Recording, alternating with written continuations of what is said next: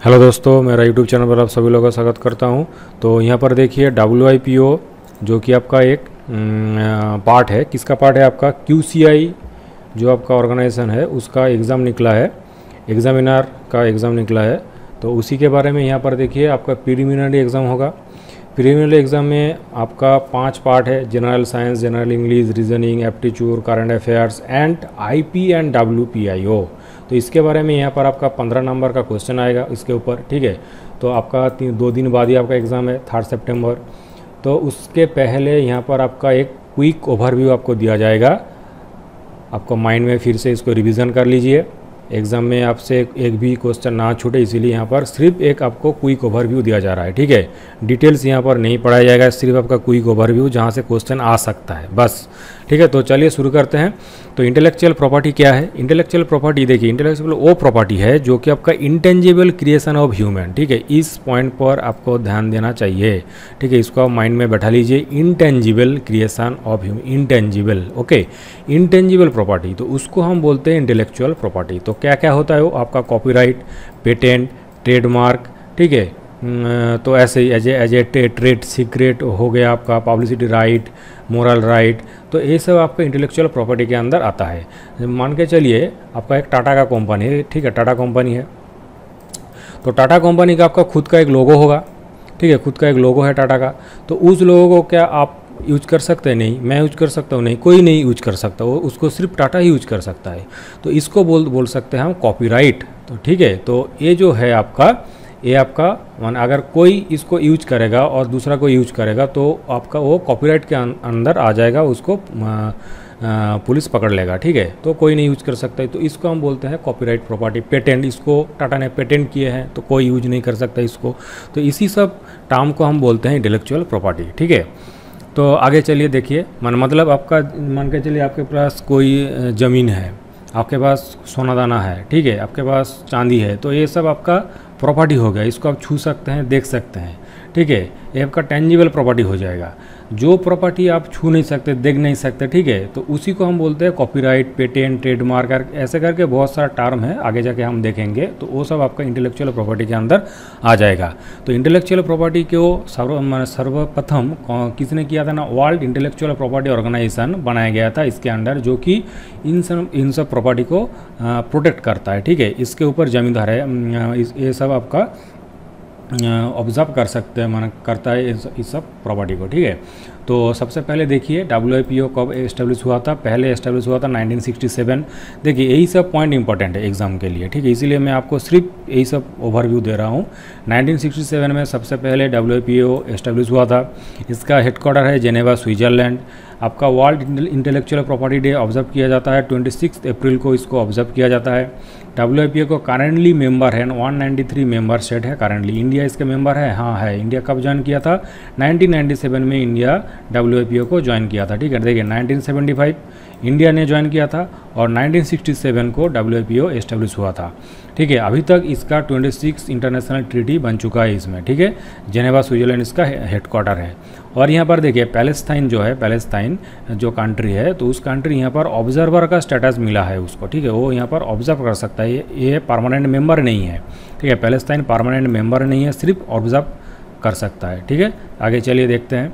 देखिए यहाँ पर क्या बोला है, हिस्ट्री के बारे में जान लेते हैं, कैसे इसका एस्टेब्लिश हुआ था। 1883 में देखिए पेरिस कॉन्वेंशन हुआ था, ठीक है। ये साल भी इंपॉर्टेंट है। और क्या हुआ था? पेरिस कॉन्वेंशन कहाँ पर हुआ था? पेरिस में हुआ था, ठीक है। ऐसे भी क्वेश्चन आ सकता है कि 1883 में WIPO का कॉन्वेंशन कहाँ पर हुआ था? पेरिस में हुआ था। किसके विषय में हुआ था? देखिए किन विषय में हुआ था? इन सब विषय में यहाँ पर हुआ था, ठीक है। क्या क्या कवर किया गया था? इन्वेंशन, ट्रेडमार्क, इंडस्ट्रियल डिजाइन, इसके ऊपर में यहाँ पर डिस्कस हुआ था। फिर यहाँ पर क्या हुआ? 1886 में बार्नी कॉन्वेंशन हुआ था, ठीक है। यही सब साल और कॉन्वेंशन कहाँ पर हुआ था, ये सब आपका बहुत ही इंपॉर्टेंट है, इसीलिए यहाँ पर पॉइंट करके आपको दिया गया है, ठीक है। देखिए मैंने आपके लिए ये सब डेटा नेट से कलेक्ट किए हैं, ठीक है। बहुत सारा वेबसाइट घाट के इधर उधर से मैंने इसको कलेक्ट किया है, ठीक है। बहुत ही जेन्युइन डेटा है ये सब, आप इसको पढ़ सकते हैं एग्ज़ाम के पहले, देख के जाइए, आपका एग्ज़ाम में बहुत ही काम आएगा।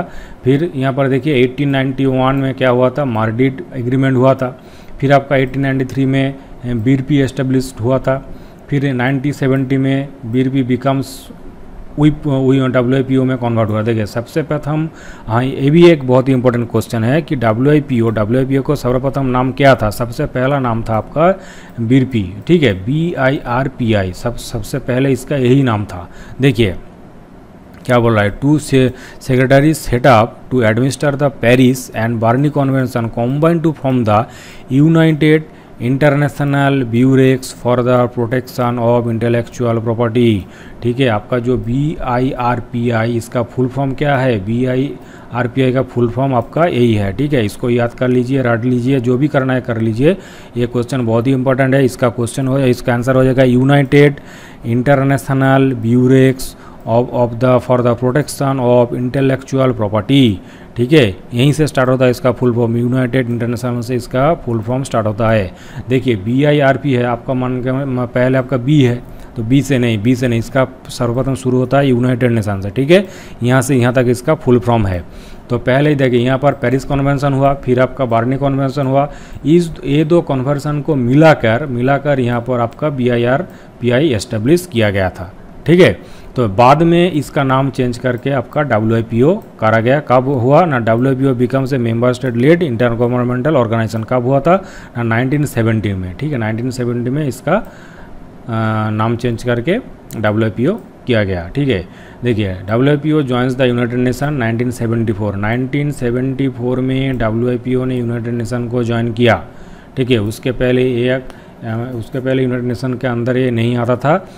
उसके बाद 1974 में आपका यूनाइटेड नेशन में एंटर हुआ। उसके बाद 1975 में इंडिया इसमें एंटर हुआ। ठीक है, देखिए बहुत ही इंपॉर्टेंट है, इसको आपको याद करना पड़ेगा। ठीक है, तो चलिए नेक्स्ट देखिए यहाँ पर क्या बोल रहा है। 1978 में क्या हुआ ना, patent corporation treaty system launch हुआ। उसके बाद 1994 में arbitration and meditation centre establish हुआ। ठीक है, ये भी इंपॉर्टेंट है। AMC, ठीक है, AMC कब एस्टेब्लिश हुआ ना, आर्बिट्रेशन एंड मेडिटेशन सेंटर कब एस्टेब्लिश हुआ, 1994 में एस्टेब्लिश हुआ। ठीक है, बहुत ही इंपॉर्टेंट है। फिर मान के चलिए यहाँ पर WIPO का फंक्शन क्या है, इसका फंक्शन क्या है, फंक्शन है policy forum to shape balances international IP rules for a changing world. Okay, फिर आपका क्या बोल रहा है कि global service to protect IP across order and to resolve dispute, technical infrastructure to connect IP system and share knowledge, cooperation and capacity building programme to enable all countries to use IP for economic, social and cultural development. Okay, तो IP को आपका जो intellectual property है उसको protect करना पड़ेगा। ठीक है, उसको ओवरऑल कंट्री में देखना पड़ेगा। इसको आपको प्रोटेक्ट करके क्या होगा ना, कंट्री का इकोनॉमिक डेवलप होगा। ठीक है, आपका enable all countries use IP for economic, social and cultural development. ठीक है, इस सब के लिए इसका फंक्शन है। फिर यहाँ पर क्या बोल रहा है, what is the publication. Publication का मतलब क्या है आपका, देखिए इसका मतलब ये क्या पब्लिश करता है, WIPO क्या पब्लिश करता है ना, ग्लोबल इनोवेशन इंडेक्स ये पब्लिश करता है। ठीक है, ये भी बहुत ही इंपॉर्टेंट है क्वेश्चन है यहाँ पर, ये भी पूछ सकते हैं आपको कि ग्लोबल इनोवेशन इंडेक्स किसके द्वारा पब्लिश किया जाता है, किसके द्वारा पब्लिश किया जाता है ना, WIPO के द्वारा, वर्ल्ड इंटेलेक्चुअल प्रॉपर्टी ऑर्गेनाइजेशन के द्वारा ग्लोबल इनोवेशन इंडेक्स पब्लिश किया जाता है, जो कि आपका 2022 में इंडिया का रैंक था 40। ठीक है, आउट ऑफ 132 इंडिया का पोजीशन था 40 2022 में। ठीक है, ये आपको मान के चलिए 2023 में एग्जाम देने जा रहे हैं, तो ये डेटा आपके लिए बहुत ही इंपॉर्टेंट है, इसको रट लीजिए। फिर देखिए नेक्स्ट, और हाँ यहाँ पर और भी एक इम्पॉर्टेंट है कि आपका जो ग्लोबल इनोवेशन इंडेक्स है तो WIPO के द्वारा लॉन्च किया जाता है, लेकिन इसके साथ कौन है, इनके साथ कॉर्नेल यूनिवर्सिटी एंड INSEAD, ये भी इसके साथ इन्वॉल्व है। ठीक है, ये तीनों मिल के यहाँ पर आपका ग्लोबल इनोवेशन इंडेक्स पब्लिश करते हैं। ठीक है, चलिए नेक्स्ट देखिए क्या बोल रहा है, what are WIPO limitation and expectation. ठीक है, इसका लिमिटेशन भी होगा, ये तो नहीं है कि इसका बहुत सारा छूट दिया जाएगा, वो तो नहीं है, इसका कुछ लिमिटेशन होगा। तो लिमिटेशन क्या है, देखिए देख लेते हैं लिमिटेशन और expectation. In order to maintain an appropriate balance between the interest of right holders and users of protected works, copyright laws allow certain limitation on economic right. देखिए इकोनॉमिक राइट मैंने पहले भी आपको बोला था कि आपका जो देखिए आपका जो ट्रेडमार्क कॉपीराइट पेटेंट ये सब होता है ना, इसके ऊपर क्या होता है कि एक मान के चलिए किसी कंट्री का एक कंपनी बहुत ही पॉपुलर कंपनी है, तो उसको अगर कोई कॉपी कर लेगा, उसका अगर लोगों को किसी ने कॉपी कर लिया, ठीक है, तो उसका क्या होगा, उसका अगर बिजनेस किसी ने कॉपी कर लिया तो उसका लॉस होगा, तो क्या उस कंट्री का इकोनॉमिक गिर जाएगा। तो इसीलिए बोल रहा है कि इन सब को प्रोटेक्ट करता है WIPO, ठीक है। तो बहुत ही इंपॉर्टेंट पॉइंट है। These are causes in which protected works may be used without the authorisation of the right holder, with और विदाउट पेमेंट और compensation. Limitation and expectation is issue considered in the agenda of WIPO। Okay, फिर देखिए क्या बोला, the debate has been focused mainly on 3 groups of beneficiaries और activities in relation to expectation and limitation on educational activities, libraries and archives and on disable persons, particularly visually impaired person. ठीक है, तो इसको आप ठीक से पढ़ लीजिए। फिर देखिए क्या बोल रहा है, WIPO performs and programmes treaty deals with the right of 2 kinds of beneficiaries, particularly in the digital environment. Performs क्या, एक्टर, सिंगर, म्यूजिशियन। देखिए यहाँ पर ये भी है जो किन को, देखिए आपका जो होता है ना, जो हमने पहले भी पढ़े हैं, जो आपका पेटेंट कॉपीराइट एसेट्रा जो भी है, तो किस किस ऑर्गेनाइजेशन और किन के ऊपर होगा। ठीक है, तो ये सब भी इंपॉर्टेंट है। देखिए यहाँ पर एक्टर का खुद का भी कुछ हो सकता है, किसी एक्टर का। ठीक है, मान के चलिए शाहरुख खान बहुत ही पॉपुलर एक्टर है, तो उनका जो पर्सनालिटी है, उनका जो आपको खुद का जो पहचान है, तो उसको किसी ना कोई अगर उसको कॉपी कर लेगा तो उसका लाइफ ख़राब हो जाएगा। तो इसके लिए यहाँ पर माने एक्टर भी दिया गया, एक्टर, सिंगर, म्यूजिशियंस, ऐसे तो बहुत सारे हैं। ठीक है, इसको ठीक से देख लीजिए। फिर देखिए यहाँ पर क्या बोल रहा है, आपका यहाँ पर ये जो ट्रीटी है, Budapest treaty, international recognization of the deposit of micro organism and for the purpose of patent producer. ठीक है, WIPO copyright treaty a special agreement under the Berne corporation which deals with the protection of works and the rights of their authors in the digital environment. फिर देखिए WIPO and India join WIPO 1975, मैंने पहले आप लोग पढ़ चुके हैं। फिर देखिए, India is a part of the following WPIO treaties. कौन कौन सा ट्रीटीज़ में इंडिया पार्टिसिपेट कर चुके हैं और इंडिया का पार्ट है, IPO convention, Nairobi treaty, Paris convention, patent cooperation, nice agreement, आपका लोकार्नो एग्रीमेंट, वियना एग्रीमेंट। ठीक है, और इसका जो साल है, ठीक है, हर किसी का साल आपको याद करना पड़ेगा, यहाँ पर बहुत ही इंपॉर्टेंट है ये सब साल। ठीक है, इसको आपको बहुत सारा ठीक से याद करना पड़ेगा, यहाँ से भी क्वेश्चन आ सकता है। ठीक है, India accede to all the above treaties, India was the first country to rectify the Marrakesh treaty. Okay, ये भी इंपॉर्टेंट है कि इंडिया फर्स्ट कंट्री बन चुका है, जो कि रेक्टिफाई कर चुके हैं, किसमें ना, मार्केस ट्रीटी में रेक्टिफाई कर चुके हैं। ठीक है, ये बहुत ही इंपॉर्टेंट है। फिर देखिए टाइप ऑफ इंटेलेक्चुअल प्रॉपर्टी क्या क्या आपका होगा, कॉपीराइट, फिर देखिए इंडस्ट्रियल प्रॉपर्टी, पेटेंट, ट्रेडमार्क। तो आपका यहाँ सब क्वेश्चन आ सकता है कि कॉपीराइट क्या है। ठीक, which of the following describe the copyright, ऐसे भी क्वेश्चन आ सकता है।